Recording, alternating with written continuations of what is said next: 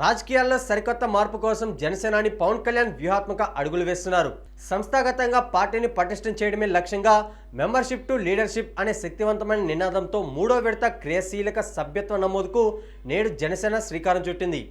ఇప్పటి వరకు పిఠాపురం నియోజకవర్గానికి పరిమితమైన ఈ కార్యక్రమం నేటి నుంచి విస్తృత రూపం దాల్చనుంది.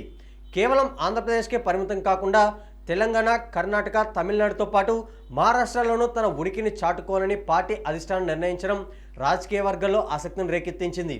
రాబోయే పార్టీ ఆవిర్భావ దినోత్సవం నాటికి భారీ స్థాయిలో సభ్యులను చేర్చుకోవడం ద్వారా కేడర్ బలాన్ని ప్రదర్శించాలని అధినేత పవన్ కళ్యాణ్ స్పష్టమైన లక్ష్యాన్ని నిర్దేశించారు. ఈసారి క్రియాశీలక సభ్యత్వ రుసుమును 500 రూపాయల నుండి 400 రూపాయలకు తగ్గించి సామాన్యులకు మరింత చేరువయ్యే ప్రయత్నాన్ని జనసేన చేస్తుంది. కేవలం సభ్యత్వాలు తీసుకోవడమే కాకుండా కార్యకర్తల సంక్షేమానికి పెద్దపీట వేస్తూ భారీ ఇన్సూరెన్స్ ప్యాకేజీని ప్రకటించింది.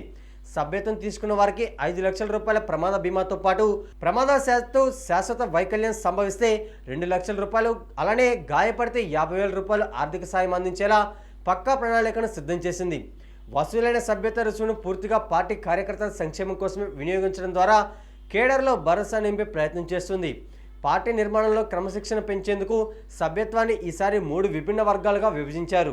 ఉద్యమి, సాధక్, ప్రదాత అనే పేర్లతో కార్యకర్తల పనితీరు, నిబద్ధత ఆధారంగా ఈ వర్గీకరణ సాగుతుంది.